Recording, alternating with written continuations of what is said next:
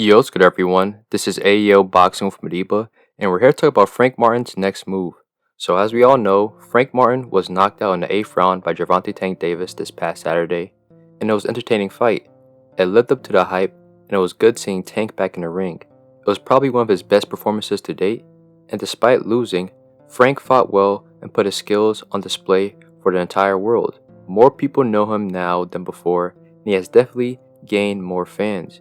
Even though I do see people clowning him on the internet, I expect him to learn and get better, and I'm looking forward to the rest of his career.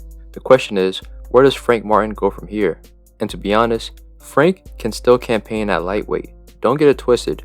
Frank is definitely a top 5 lightweight, and I think he beats most of the guys at lightweight. Guys like William Zepeda, Raymond Morataya, Edwin De Los Santos, Floyd Schofield, and Dennis Baranchyk.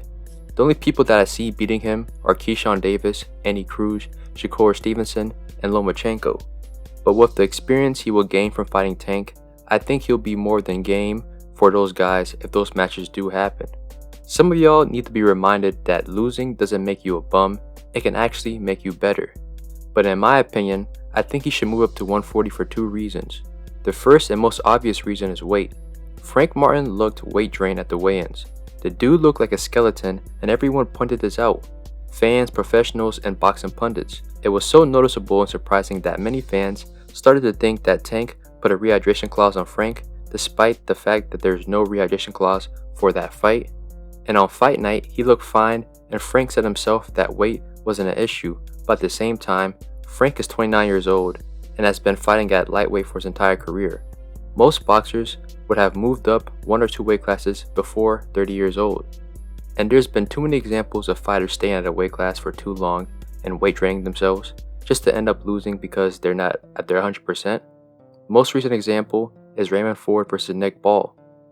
Maybe Frank just had a bad weight cut this time and was able to rehydrate properly by fight night, but I don't see the purpose of him potentially weakening himself just to fight at lightweight. And this goes into my second reason, which is opportunity. Based on the current landscape at lightweight, it looks like unification fights will be the main focus for the next year or so. Bob Arum is interested in Lomachenko fighting Tank, and if Shakur wants to get in the mix, he will most likely need to unify with Dennis Baranchyk. This means the contenders will have to wait and fight each other until they get an opportunity, and I don't think Frank would want to do that. He fought for a belt and lost, but got the biggest payday of his career this Saturday. The most logical thing for him is to fight for another belt as soon as possible, and the 140 division can provide that for him. None of the champions at 140 are really interested in unifying at the current time and have mandatory obligations. If Frank were to move up, he'll most likely be in the top 10 rankings in the WBA and probably the other belt organizations. Since Pitbull Cruz is associated with the PBC like Frank Martin, Frank's route to another title shot could be easy for him. Furthermore, the PBC has a deep stable at 140. Gary Antoine Russell, Alberto Puello, Rolly Romero, and Jose Valenzuela, along with the other names at Top Rank and Matchroom. Frank can establish a good resume with credible names at 140, and I think Frank would beat most of the contenders and even some of the champions at 140. Frank is in a similar position that Mario Barrios and Isaac Pitbull Cruz were in. Both lost to Tank, but became more popular and known because of it. And after that, they would get big opportunities. Barrios would fight Keith Thurman after Tank and would lose that fight, but then go on a 3-fight win streak, with his last 2 fights being on undercards of Canelo's last 2 fights.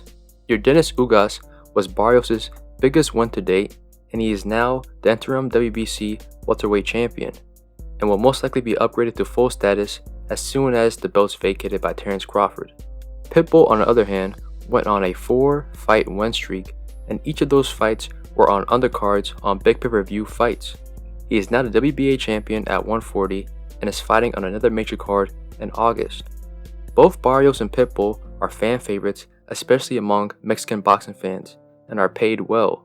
It's all because they lost to Tank. Frank can do the same, and I expect him to.